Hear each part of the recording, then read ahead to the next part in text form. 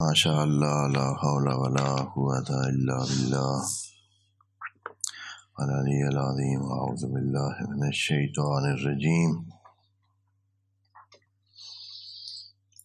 بسم اللہ الرحمن الرحیم الحمد للہ وکفی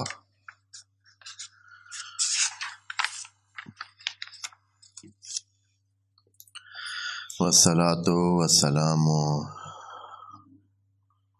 علی عبادہ الذین اصطفی اما بعد فرب اشرح لی صدری ویسر لی امری واحلل عقدۃ من لسانی یفقہوا قولی وقل رب ادخلنی مدخل صدق واخرجنی مخرج صدق واجعل لی من لدنک سلطانا نصیرا بسم اللہ وباللہ وتوکلت علی اللہ قال اللہ تبارک و تعالی فی سورۃ البقرہ آیت نمبر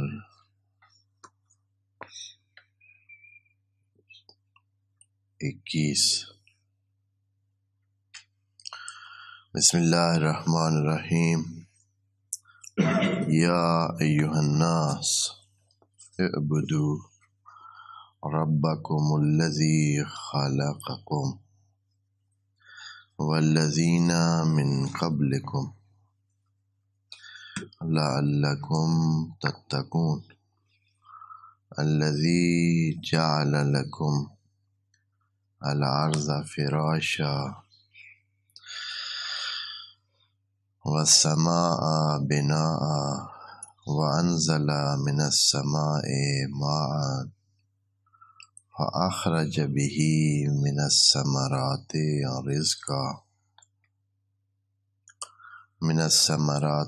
رزقا لكم فلا تجعلوا لله اندادا وانتم تعلمون صدق اللہ العظیم۔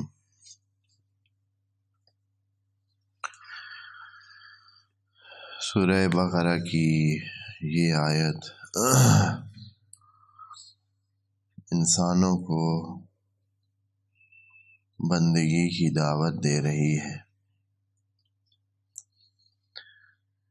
اور اس کی وجہ یہ ہے کہ نظام کائنات میں انسان بھی ایک وجود ہے، باقی لاکھوں کروڑوں مخلوقات خدا ہیں، وہ اس ہدایت تکوینی کے مطابق چل رہے ہیں اور اپنے کمال کو پہنچ جاتے ہیں، اور جس جگہ تک خدا نے ان کو لے جانا ہے اس تک پہنچ کر وہ اپنے فنا ہونے کے ساتھ فنا ہو جاتے ہیں کہ کل من علیہا فان ویبقی وجہ ربک ذی الجلال والاکرام۔ ہر چیز فانی ہو جائے گی، فنا ہو جائے گی، یعنی فانی تو ہے سوائے جو وجہ رب ہوگا۔ اب وجہ رب ہی ہم نے بننا ہے۔ انسانوں کو دعوت دی گئی ہے کہ بندگی خدا اپنا کر خدا کے ساتھ یا خدا میں فانی ہو جائیں، کہ پھر جب خدا میں فانی ہو جائیں گے اپنے آپ کو بندے محض بنا لیں گے تو خدا اور اللہ تعالیٰ کے ساتھ جڑ جائیں گے، اور چونکہ اللہ تعالیٰ پھر لا فانی ہے تو آپ بھی ہم فیہا خالدون، کہ آپ بھی جنت میں خالد بن جائیں گے۔ بہرحال یہاں اس آیت میں دعوت دی ہے اللہ نے، یا ایھا الناس اعبدوا ربکم الذی خلقکم، کہ آپ اللہ کے بندے بن جائیں، اپنے رب کے بندے بن جائیں، اپنے رب کے بندے بن جائیں۔ دوسری آیت میں خدا کریم نے یوں فرمایا کہ وَمَا خَلَقْتُ الْجِنَّ وَالْإِنسَ إِلَّا لِيَعْبُدُونَ، کہ جن و انس کی خلقت کا ایک ہی مقصد ہے کہ وہ بندے بن کر رہیں، بندے بن جائیں۔ یہ جو فعل یعبدو لگا دیا ہے، اس کا مطلب یہ بنتا ہے کہ یہ کام ہوا نہیں ہے، اس کو کرنا ہے، اور کرنا ہے یعنی سوچنا نہیں ہے صرف۔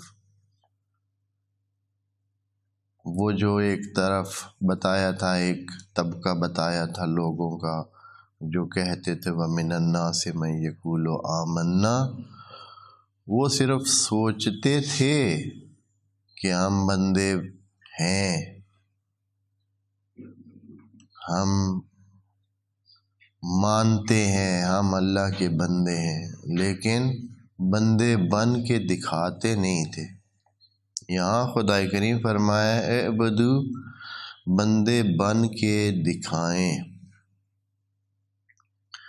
تو یہ جو آیت ہے کہ وَمَا خَلَقْتُ الْجِنَّ وَالْإِنسَ إِلَّا لِيَعْبُدُونَ، تو اے اللہ مخلوق تو تیری اور بھی بہت ساری ہے، ان کے بارے میں کیا خیال ہے، وہ کس کے لیے ہیں؟ چلے چھوڑیں جمادات کو اور نباتات کو، ان کے بارے میں بھی وعلیکم السلام، خدا کریم نے قرآن میں بتا دیا ہے کہ وہ بھی اللہ کے لیے سجدہ بھی کرتے ہیں، اللہ کی تسبیح بھی کرتے ہیں، ہر چرند پرند کچھ بھی ہے وہ اللہ کی تسبیح کرتے ہیں، لیکن وَلَٰكِن لَا تَشْعُرُونَ، آپ کو پتہ نہیں چلتا ہے۔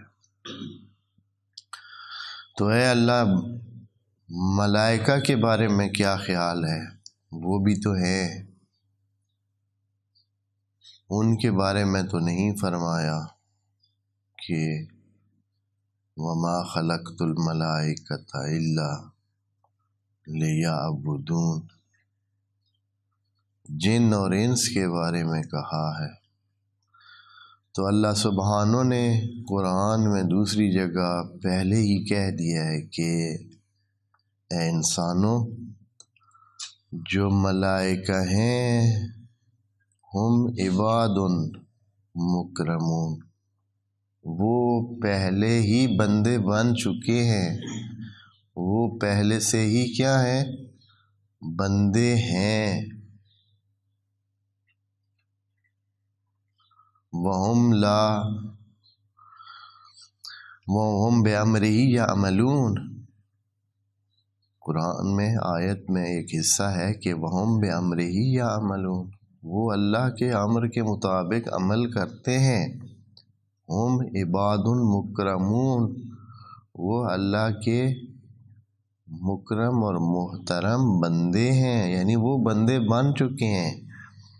انسانوں کو اور جنوں کو چاہیے ہے کہ وہ بندے بن کے رہیں، بندے بنیں اور اللہ کی بندگی اپنائیں۔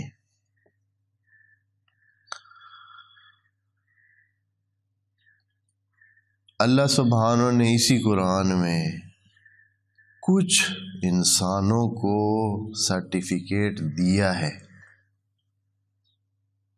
کہ وہ بندے ہیں،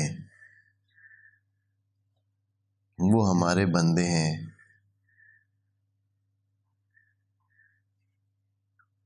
جیسے کہ خود نبی کریم کو کیا کہا ہے کہ عبدًا اذا صلی، یا عبدہ و رسولہ،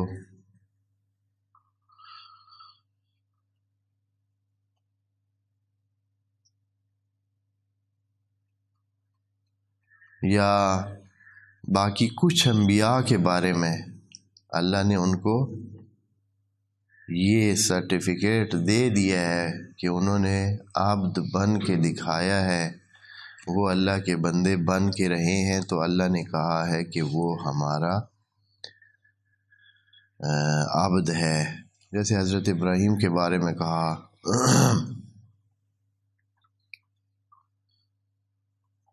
کہ وہ ہمارے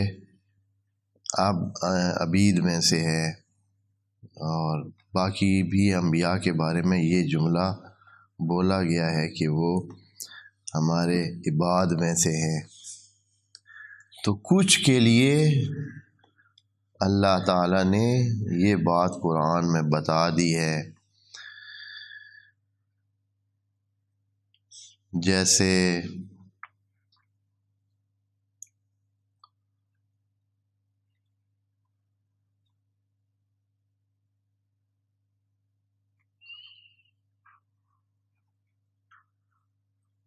ایک دو آیت پڑھتا ہوں تاکہ سے سورہ صافات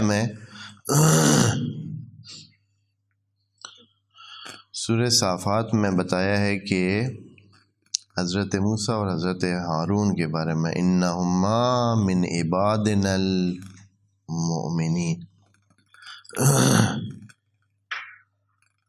یا دوسری ایک اور جگہ جو کہا ہے حضرت وعلیکم السلام آل یاسین کے بارے میں، بلکہ ایل یاسین کے بارے میں، آل یاسین نہیں ہے یہ، سلام علی ایل یاسین، کہ انا کذالک نجزی المحسنین انہ من عبادنا المؤمنین۔ اسی طرح کئی دوسرے پیغمبران کے بارے میں یہی جملہ موجود ہے کہ وہ ہمارے عباد میں سے ہے۔ بس کچھ لوگ ہیں جو اس مرتبے پہ فائز ہو چکے ہیں کہ وہ اللہ کے بندے بن چکے ہیں، یا حضرت موسیٰ جن کے پاس تعلیم لینے کے لیے گئے ان کے بارے میں کہا کہ عبد من عبادنا، کہ جن کو ہم نے علم علمناہ من لدنا علم، جس کو ہم نے علم عطا کیا۔ بس یہ جو ہے انسانوں کے بارے میں ہے، عام انسانوں کے بارے میں ہے کہ ان کو کیا بننا ہے، ابھی عباد اور عباد اللہ کے درجے پہ فائز ہونا ہے۔ البتہ جو اس راستے پہ چل پڑتا ہے اللہ اپنے فضل سے ان کو کیا کہتا ہے، اپنے عباد میں شمار ابتداءً کر لیتا ہے کہ آخر تک اگر وہ اسی طرح چلتے رہیں تو اللہ ان کو اپنے بندوں میں شمار کرتا ہے۔ جیسے وہ ایک آیت ہے جس میں فرمایا حضرت نے کہ کل یا عبادی الذین اسرفوا علی انفسہم لا تقنطوا من رحمت اللہ، کہ اے میرے بندو جو اپنے اوپر کچھ نہ کچھ ظلم کر چکے ہیں تو آپ اللہ کی رحمت سے مایوس نہ ہوں، اللہ انشاءاللہ آپ کے گناہوں کو معاف کرے گا۔ تو وہاں اللہ نے اپنے فضل و کرم سے بندوں کو ابھی جو راستے میں ہیں، جو اس راستے پر ہیں نیک راستے پر، تو ان کو عبادی کہہ کر ان کو سرفراز کیا ہے۔ یا ایھا الناس اعبدوا ربکم، اپنے رب کی بندگی کریں، الذی خلقکم، جس نے آپ کو خلق کیا ہے۔ اس لفظ رب کی بھی ہم عرض کر چکے ہیں کہ پہلے کسی جگہ عرض کیا ہے، لیکن تھوڑا سا پھر بتا دیتے ہیں کہ ربابا جو انسان کے یا کسی بھی چیز کے تمام امور کو سنبھال کر اس کو اپنے تکامل کی طرف لے جائے، چاہے وہ تکامل جسمانی ہو یا تکامل روحانی ہو، اس کو رب کہتے ہیں۔ اور اسی لحاظ سے یہ لفظ بھی کئی دوسرے عربی میں کئی دوسرے افراد جو کہ اللہ سے ہٹ کر ہیں ان پر بھی یہ لفظ بولا جاتا ہے، لیکن یقیناً وہ رب الارباب نہیں ہے۔ وہ کون سے ہیں؟ وہ ایک لوکل جیسے، یا ایک چھوٹی سطح پر، یا ایک بہت ہی محدود پیمانے پر، جو کہ اللہ کی ربوبیت میں وہ اپنی ربوبیت یا وہ رب ہونے کا وہ کام جو ہے انجام دیتا ہے۔ جیسے مثلا ایک خاتون کو کہتے ہیں ربۃ البیت، خاتون خانہ جو گھر کو سنبھالتی ہے وہ کیا ہوتی ہے؟ ربۃ البیت اس کو بولتے ہیں عربی میں۔ بس یہ لفظ اتنا نہیں ہے۔ یا قرآن میں بھی سورہ یوسف میں ارباب متفرقون خیر ام اللہ الواحد القہار، کہ آیا مختلف قسم کے یہ چھوٹے چھوٹے رب جو ہیں وہ ٹھیک ہے، یا وہ جو اللہ ہے اور قہار ہے اور رب العالمین ہے اور رب الارباب ہے۔ یا یہ لفظ قرآن میں فرعون کے حوالے سے بھی خدا کریم نے ایک جگہ کہا ہے کہ فرعون نے بھی یہ دعویٰ کیا کہ انا ربکم الاعلی، اس نے یہ دعویٰ کیا۔ ہاں، اس نے اعلیٰ لگا کر تھوڑا سا اپنی حد سے بڑا دعویٰ کر دیا۔ رب العالی صرف اللہ تعالیٰ کی ذات ہے جو کہ رب الارباب بھی ہے۔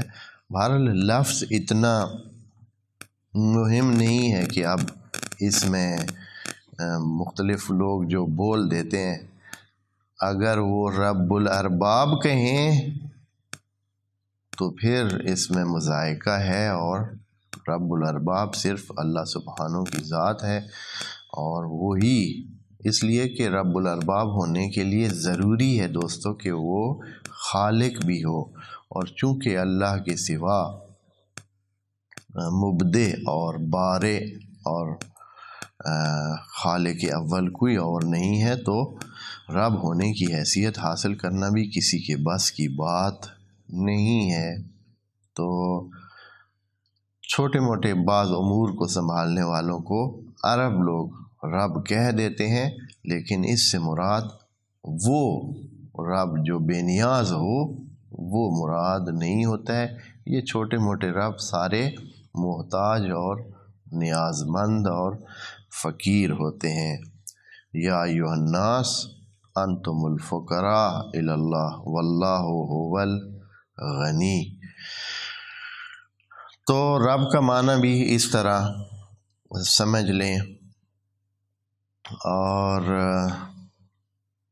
اس میں دو یہ ہیں صیغے۔ اب اس سے زیادہ تفصیل ان کی ہماری جو یہ مختصر بیان کرنے کا جو ہمارا موضوع ہے اس درس میں، کہ ہم نے بہت تفصیل کی طرف نہیں جانا ہے۔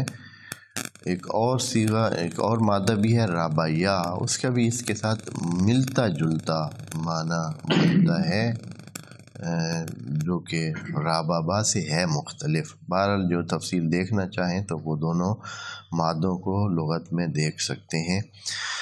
یہاں اللہ کے بارے میں رابابا کا جو مادہ ہے وہ استعمال ہوا ہے۔ خوب،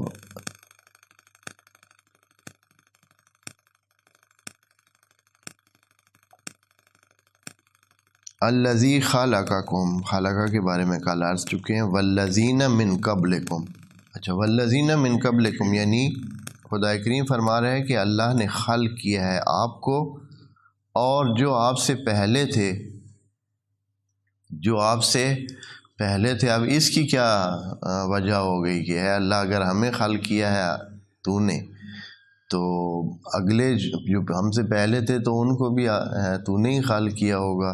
ہمیں یہ تو ذہن میں نہیں آتا کہ بھائی ہمیں تو نے خلق کیا، لیکن ہم سے پہلے جو لوگ تھے ان کو کسی اور نے خلق کیا ہے۔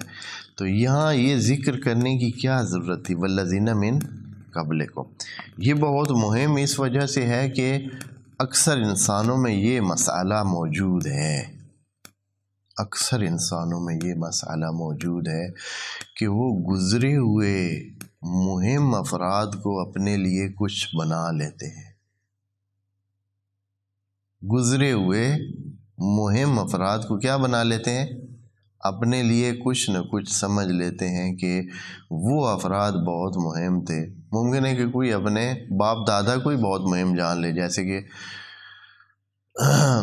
بعض امتوں کے لوگ کہتے تھے وجدنا آباءنا علی اثارۃ وإنا علی آثارہم لمہتدون، کہ ہم نے اپنے باپ دادا اور اجداد کو ایک خاص ملت اور ایک خاص نہج پہ چلتے دیکھا ہے اور ہم انہی کے ہی پیروکار ہیں، ہم ابھی نئے دین کو ماننے والے نہیں ہیں۔ یعنی وہ پچھلے افراد کو جو ہے اپنا کچھ مان لیتے تھے، اپنا ہدایت کار مان لیتے تھے۔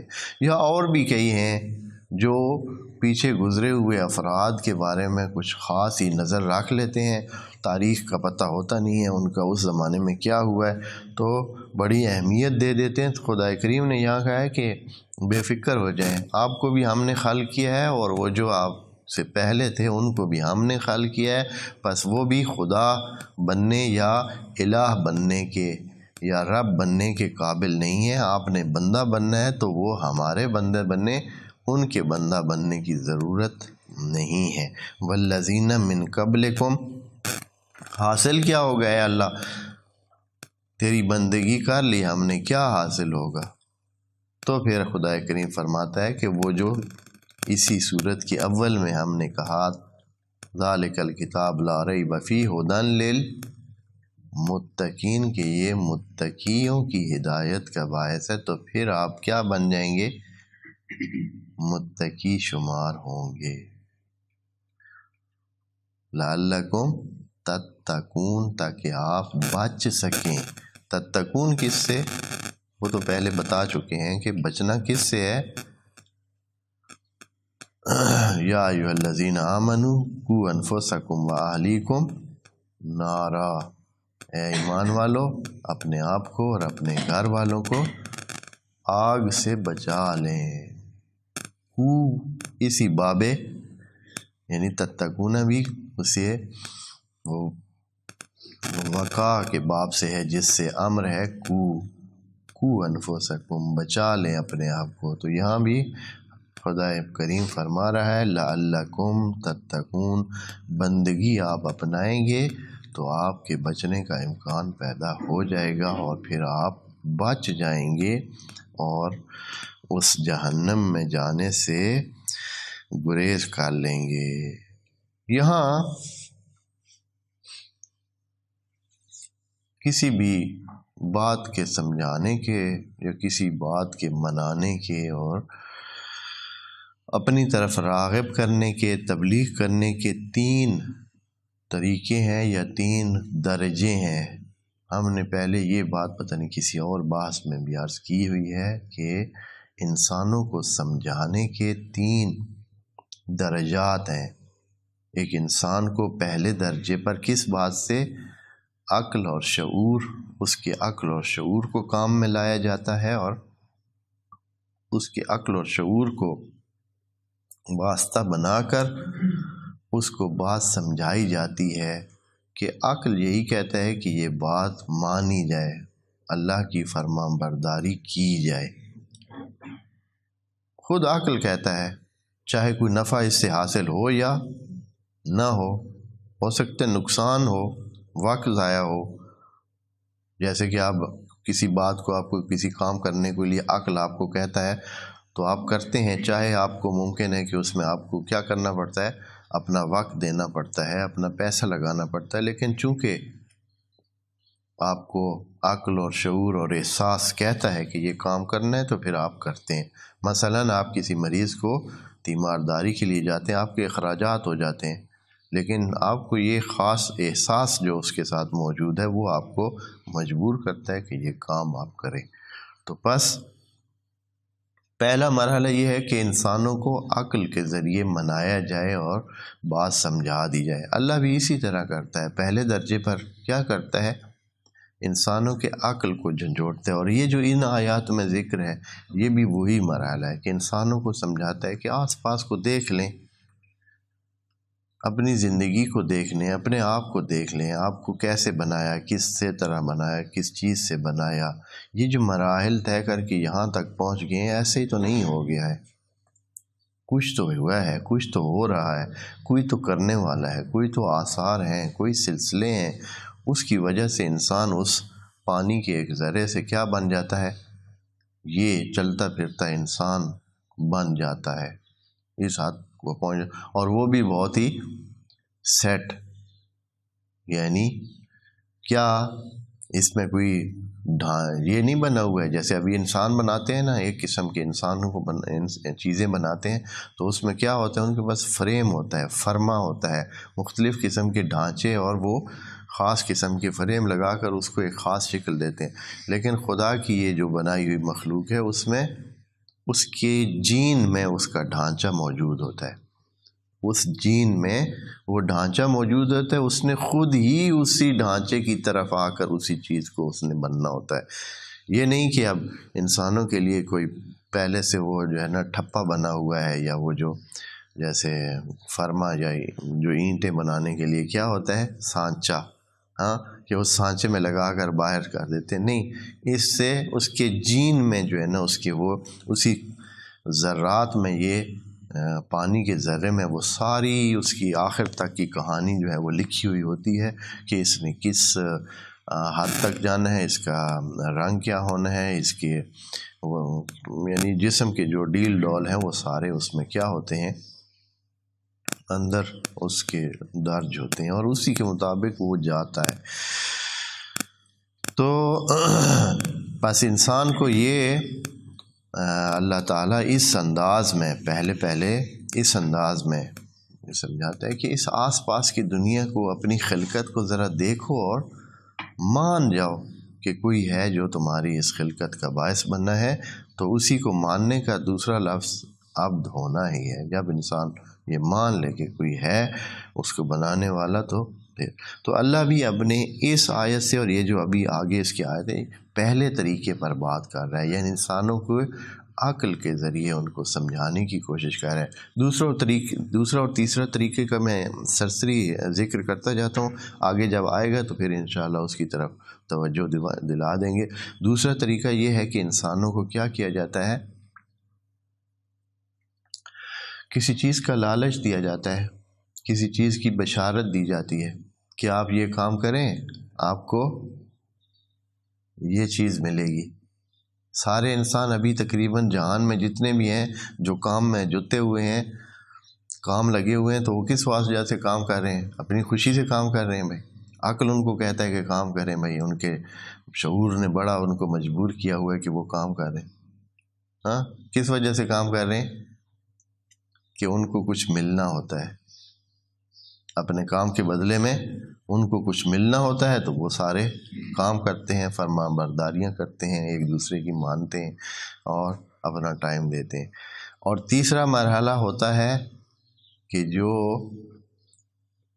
ڈرانے کے ذریعے، دھمکانے کے ذریعے، اور اس جو نتیجہ برا، نافرمانی کا برا نتیجہ ہونے والا ہے، اس کو سامنے لا کر بتایا جاتا ہے کہ اگر آپ نے یہ نہ کیا تو پھر یہ کام آپ کے ساتھ برتا جائے گا، یہ برتاؤ آپ کے ساتھ کیا جائے گا، جس میں سختی ہوتی ہے، عذاب ہوتا ہے، تو وہ بھی خدا کریم نے ساتھ رکھا۔ بس انسانوں کی کیٹیگریز ہیں، اگر کوئی عقل سے کام لیتے ہیں، جو عقل سے کام لیتے ہیں تو ان کے لیے صرف سمجھانا بیان کے ذریعے، جو احساس سے کام لیتے ہیں ان کو دوسرے یہ جو لالچ اور ان کو چیزوں کا انعام اور اس طرح کی چیزوں کا سامنے رکھ کر ان کو اس طرف لے جایا جاتا ہے۔ اور تیسرے درجے پر کیا ہیں، حیوان کی لیول کے جو بندے ہوتے ہیں، یعنی جن کا عقل سے کام نہیں لیتے ہیں، اپنے اچھے احساس سے بھی کام نہیں لیتے ہیں، تو پھر وہ جسمانیات کی لیول پہ ان سے بات ہوتی ہے کہ اگر آپ نہیں مانیں گے تو پھر آپ کو یہ سزا ہوگی۔ اور وہ تیسرے درجے کے لوگ ہوتے ہیں، اور وہ وہی ہوتے ہیں جو حیوان کی لیول پر ہوتے ہیں، کیونکہ حیوان کو بھی آپ بیان سے نہیں سمجھا سکتے ہیں، نہ ہی اس کو لالچ دے کر کہہ سکتے ہیں کہ اچھا یہ کام کر تو تمہیں یہ، اس کو سمجھ نہیں آتی ہے، اس کو یہ چیز نہیں سمجھ آتی ہے۔ تو تیسرے درجے کا وہ کیا ہوتا ہے کہ ان کو جو چیز سمجھائی جاتی ہے وہ ڈانٹ سے، ڈنڈے سے اور اس طرح کے امور سے ان کو جو بھی کام ان سے لینا ہوتا ہے وہ لیا جاتا ہے، اور وہ اپنے اس ڈر کی خاطر انسان کے سامنے جو انسان چاہتا ہے وہ کرتے رہتے ہیں۔ تو یہ 3 مرحلے ہیں۔ ابھی ہم پہلے مرحلے میں خدا کریم فرما رہا ہے کہ اے انسانوں الذی جعل لکم الارض فراشا، کہ اے انسانوں اللہ نے زمین کو آپ کے لیے فرش بنایا ہے۔ پہلے یہ ایک باقی جعلہ کا تو آپ کو پتہ ہے کہ قرار دیا ہے، لکم آپ کے لیے، الارض عرض پر بات کرتے ہیں تھوڑی، اور پھر سما پر اور فراش پر۔ تو عرض جو ہے یہ زمین کا لفظ، انگلش کا شاید ارتھ جو لفظ ہے وہ اسی عرض، عربی کے اس عرض والے لفظ سے لیا گیا وہ لفظ ہے، کیونکہ زبانوں میں یہ چیز ہوتی ہے کہ ایک دوسرے سے ادھر ادھر ہوتی رہتی ہیں، کچھ الفاظ اس کی کچھ کسی نہ کسی طریقے سے ایک دوسری زبان میں لفظ پہنچ جاتے ہیں۔ ارتھ کا لفظ جو ہے وہ اسی عرض کے لفظ سے لیا گیا، اور ہو سکتا ہے پرانے زمانے میں اس کے بالعکس ہو، یا دیکھنا یہ ہوگا کہ کون سی زبان زیادہ پرانی ہے۔ تو عرض جو ہے قرآن میں ہمیشہ مفرد ہی آیا ہے، یہ لفظ قرآن میں مفرد ہی آیا ہے۔ دعاؤں میں یا عربی کے دوسرے اس میں کہیں یہ لفظ اراضین السبع موجود ہے، باقی قرآن میں بالکل بھی 7 زمینیں ذکر نہیں ہیں۔ یہ مشہور یہ ہے کہ کیا ہے 7 آسمان ہیں اور 7 کیا ہیں، یہ اس دعا میں بھی ہے نا، وہ جو دعائے فرج پڑھتے ہیں یہی ہے نا، لا الہ الا اللہ الحلیم الکریم لا الہ الا اللہ سبحان اللہ رب السماوات السبع و رب الارضین السبع۔ وہاں 7 بولتے ہیں، لیکن اب یہ ہے کہ اس سے کیا مراد، یہ شاید قرآن کی ایک اور آیت ہے جس میں کہا ہے وَمِثْلُهُنَّ مِنَ الْأَرْضِ، یعنی 7 آسمان کا تو خدا کریم نے کہا ہے نا کہ 7 آسمان بنائے، پھر آگے کہا ہے وَمِثْلُهُنَّ مِنَ الْأَرْضِ، اور اسی طرح زمین کے بھی ان جیسے بنایا، مثلہن کہا، تو اس سے شاید لیا گیا ہے کہ وہ بھی 7 ہوں گی، مثلہن سے مراد شاید 7 لے لیے، لیکن ظاہراً جو ابھی موجود ہیں اس میں عرض کے نام سے 7، باقی اگر ہیں تو ہماری انسانوں کی معلومات میں نہیں ہیں اور پتہ نہیں کدھر ہیں، اور ہو سکتا ہے باقی سیارے تو بہت ہیں، لیکن وہ جو 7 ہوں وہ کون سے ہیں پتہ نہیں۔ اور آسمان جو ہے یہ بھی 7 سماوات، یہ کیا چیز ہیں، اس کے بارے میں بھی بہت زیادہ معلومات تو نہیں ہے، لیکن خود سما سے مراد کیا ہے، والسماء، سما سے مراد کیا ہے، سما یعنی بلندی، سمو بھی بلندی، سما بھی بلندی۔ اب یہ بلندی کتنی ہے اور کون سی بلندی مراد ہے، خدا کریم نے قرآن میں سماوات السبع کا لفظ ہے ہمارے پاس کہ 7 آسمان ہیں، بس یہ یوں سمجھیں کہ 7 لیئر ہیں، لیکن وہ کہ بھائی کہاں تک ہیں، کدھر تک ہیں۔ ایک جگہ اللہ نے فرمایا ہے کہ ہم نے زمین والے آسمان کو کواکب سے آراستہ کیا ہے، زینا السماء الدنیا بمصابیح، ہم نے زمین والے دنیا یعنی قریبی، بلکہ دنیا کا ہے، عرض بھی نہیں کہا ہے، زینا السماء الدنیا بمصابیح، ہم نے قریب ترین آسمان کو مصابیح سے مزین کیا ہے۔ مصابیح سے مراد یقیناً یہی ستارگان اور سیارگان ہیں جو آسمان میں رات کو نظر آتے ہیں، دن کو بھی ہوتے ہیں، نظر نہیں آتے ہیں، تو ان سے مزین کیا ہے۔ پتہ چلتا ہے کہ یہ جو کچھ ہمارے سامنے ہے یا جس پہ سائنس والے کام کر رہے ہیں اور آتے جاتے ہیں، بعض ستاروں پہ قدم رکھتے ہیں، تو یہ سارا کچھ جو موجود ہے یہ پہلا آسمان ہے، یہ سماء دنیا ہے، یعنی قریب ترین جو آسمان ہے۔ وہ جو اللہ جن کے بارے میں اللہ سبحانہ فرما رہے ہیں کہ بھائی 7 ہیں، وہ باقی 6 جو ہیں ان کا ہمیں اتا پتہ نہیں ہے، وہ کہاں سے شروع ہونے ہیں، کہاں پہ ان کا سلسلہ ہونا ہے۔ یہ قرآن کے مطابق یہ جو ہمیں نظر آ رہا ہے، یہ جو مصابیح ہیں، یہ ہمارے قریب ترین آسمان میں۔ الذی، رب کی تعریف خدا کریم فرما رہا ہے، الذی جعل لکم الارض، جس نے قرار دیا آپ کے لیے الارض، یہ الف لام لگا ہوا ہے الارض کے ساتھ، اس کا مطلب ہے کہ یہی جو شناخت شدہ زمین ہے اسی کی بات ہو رہی ہے، ایسے نکرے کی صورت میں کسی زمین کی بات نہیں ہو رہی ہے کہ بہت ساری مثلا عرض ہیں اور ان میں سے کسی ایک نہیں، اس عرض کو، یہ جو آپ جانتے ہیں جس پر ہم رہتے ہیں، اس کو کیا بنایا؟ فراش بنایا ہمارے لیے، یہ ہمارے لیے فرش ہے۔ فراش کے معنی میں یہ کہا ہے کہ فرش بستر کے معنی میں، اور جو انسان اپنے استعمال میں لے آتا ہے یا اپنے رہنے کے لیے جو جگہ بناتا ہے اس پہ فرش، اور ایک صاف سی جگہ اور مناسب سی آرام کے لیے، اور جو اس کو تکلیف نہ دے، جو اس کو بیٹھنے میں اس کے لیے مناسب ہو، سکون کے لیے، آرام کے لیے، اور اس کو فرش کہتے ہیں۔ تو زمین ساری کو خدا کریم نے ہمارے لیے فرش کی حیثیت دے دی ہے کہ یہ آپ کے آرام اور سکون اور آپ کی مناسب رہائش کے لیے ہم نے بنا دی ہے۔ اور وَالسَّمَاءَ بِنَاءً، اور آسمان کو کیا بنایا ہے؟ چھت بنایا ہے۔ بلندی کو ہمارے لیے بنا، ترجمہ ادھر انہوں نے کیا ہے چھت بنایا ہے جی، اس کا بنا کا انہوں نے بھی چھت کا معنی ہی کیا ہے، اور لیکن بنا کا مطلب صرف چھت نہیں ہے،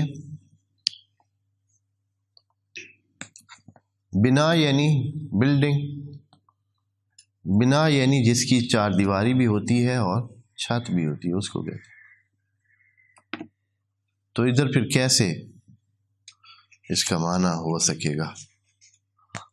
چونکہ انہوں نے تو صرف یہی کہہ دیا ہے کہ بھائی یہ کیا ہے جی،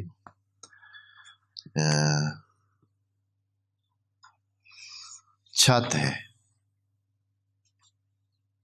تو اب اس کا کیا کیا جائے؟ خدا کریم نے کہا ہے کہ نہیں، یہ بنا ہے۔ بنا کا مطلب ہوتا ہے جو جیسے ہماری کوئی بھی مکان ہو یا کوئی بھی بلڈنگ ہو یا کوئی بھی جگہ ہو جہاں کیا کیا جائے، جہاں رہنے کی محفوظ جگہ ہو یا جس مقصد کے لیے بھی بنا بنائی جائے، بنا کا مطلب تو یہ ہے۔ پھر یہاں کیا معنی کریں گے؟ تو یہ میں تیسری اس تفسیر میں اس کا معنی دیکھ کر دوستوں کے سامنے رکھتا ہوں، ممکن ہے انہوں نے کوئی اور بات کی ہو، اگر کوئی اور بات ہوئی تو پھر ٹھیک ہے۔